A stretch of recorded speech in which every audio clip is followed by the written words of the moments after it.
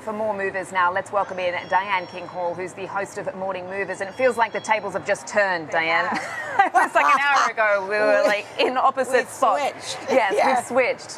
But what are you seeing, obviously, now that the market is up and running for trade in Cava? Well, as expected, shares of Cava are under heavy pressure this morning. Not as much in the pre-market, but not far off from where we saw the indications of where that stock would open. That stock down double digits at the moment, off by approaching a 20% loss here in terms of shares right now, adding on to the pain that has been in this stock year to date. Before today, the stock was already down more than 20%.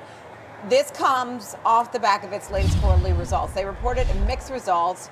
Oh, and by the way, the guidance is weaker than expected.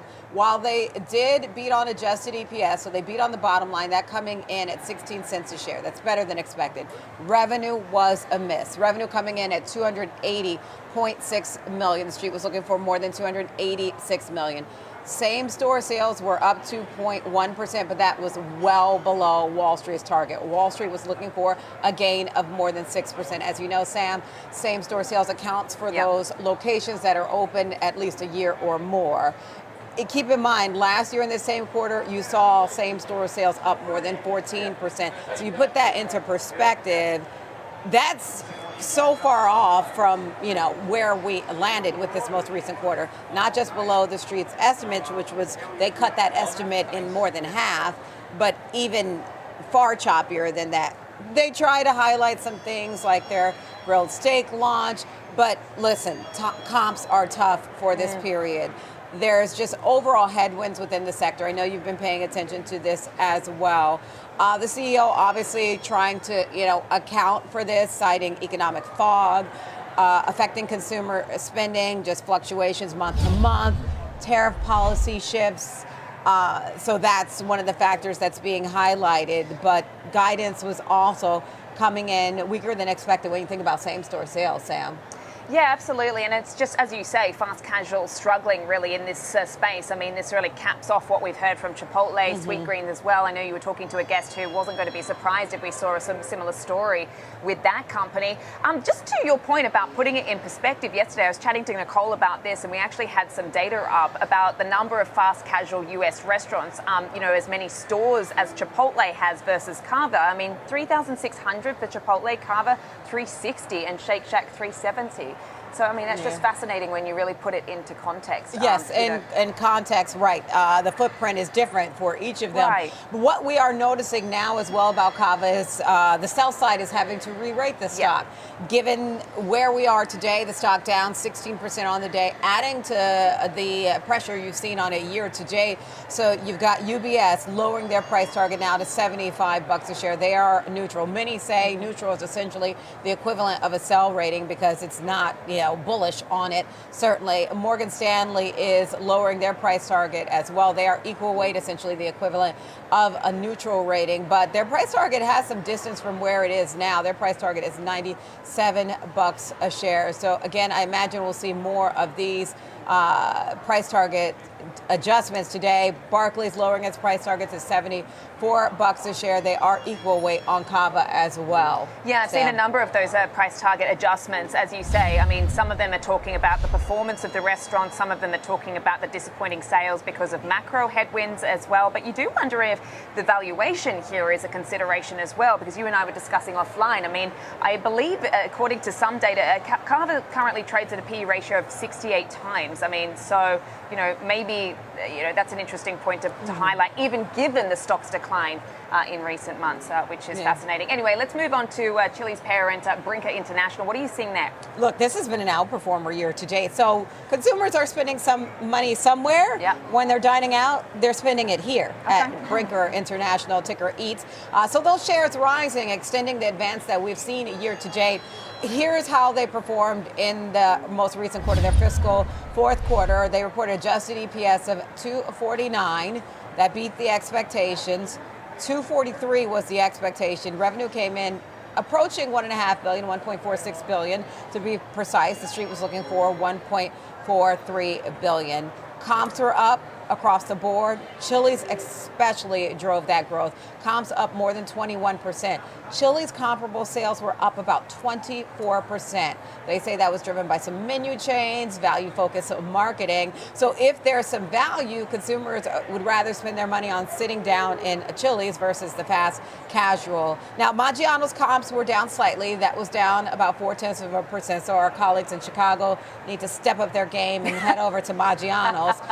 But again, overall strong performance for Brinker, ticker EAT. Once again, I always love this ticker. Shares cute. Higher, again, 8%, so continuing to gain steam. And before today, they were already up more than 15%. Yeah, it's so fascinating, isn't it? It's one thing that obviously we love about earnings is what it tells us about some of that consumer behavior. You know, where are they going? And, you know, to your point, they are value hungry, and there are those cost-conscious consumers that, you know, are price sensitive, and, you know, some of these companies are trying to address, but it just doesn't seem to be good enough. Yeah, well, in this case, it is good enough. Yeah. And they've given bullish guidance for the fiscal year. For fiscal year 2026, they're projecting revenue to come in between 5.6 to 5.7 billion. That's far ahead of what consensus estimates were. They were looking for 4.5 billion or a touch above that. Adjusted EPS, they're projecting that to come in between 990 to 1050. Consensus was looking for 802. Right? So again, that shows that they have confidence in both demand. They believe the demand will be there, and they have confidence that the people will be there. Traffic and sales will be good. Yeah, people coming through the doors. All right, well, let's park some of the food for now and switch gears to a different story, and that is what is happening in the AI space and CoreWeave. What are you seeing there? Shares under pressure today off the back of its latest results. Bleeding on its balance sheet, far worse than expected for CoreWeave. It's interesting in such a bullish day that I have two stocks that are getting hit to discuss. CoreWeave being one of those. That stock down more than 10% right now. They did beat revenue expectations. They beat guidance, but again, that bleeding too much for the street to ignore. On an adjusted basis, they're reporting a loss of 60 cents a share. Now, revenue did triple from a year ago, reporting revenue of more than 1.2 billion. So that was better than expected, but again, the street does not care about that today. They did try to highlight all the good things that are going right at CoreWeave, the CFO saying there's growth there. Now, they did highlight that they're competing with big cloud providers to rent out NVIDIA's GPUs, so that's some challenge. Their margins are under pressure. Operating margin dropped to 2% from 20% last year. Now, a big part of that has to do with some compensation here, stock-based compensation, so that's why margins are being dinged. They talked about some expansion plans and deals. OpenAI expanded business there. They've acquired this AI monitoring startup that's weight biases for 1.4 billion. They are planning to also offer spot GPU rentals later this year. Now, to be fair, even with this hit that the stock is taking today, I mean, this is a company that went public fairly recently, right?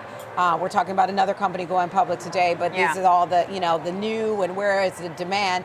And even with today's move, that stock is still up more than 200% year to date. Right.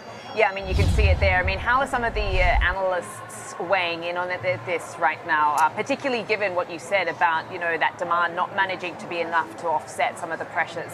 So I'm not seeing a lot on that front, because a lot of times, as we know, with a newly public company, it takes some time for the analyst community to build up, to, you know, to be able to value it. You notice that, you know, honestly, you need a string of quarters to be able to forecast for this. You do see Macquarie, they are adjusting their price target. They are actually raising their price target. They are neutral on this stock. Right. No surprise to see them being neutral in the sense of this is a newly public company, but they have raised their price target to 115. They previously had a price target of $65. So they see that there is value higher than where they saw it previously, but not where it is right now. Yeah, no, it's fascinating, isn't it? Because, I mean, with all this AI, I mean, you need the infrastructure behind it. So obviously that's why everyone's been looking at this company, but, you know, it just hasn't seemed to clear the bar as far as the street is concerned. Thank you so much for getting us across all those important stories this morning, Diane, and switching the tables around. All right.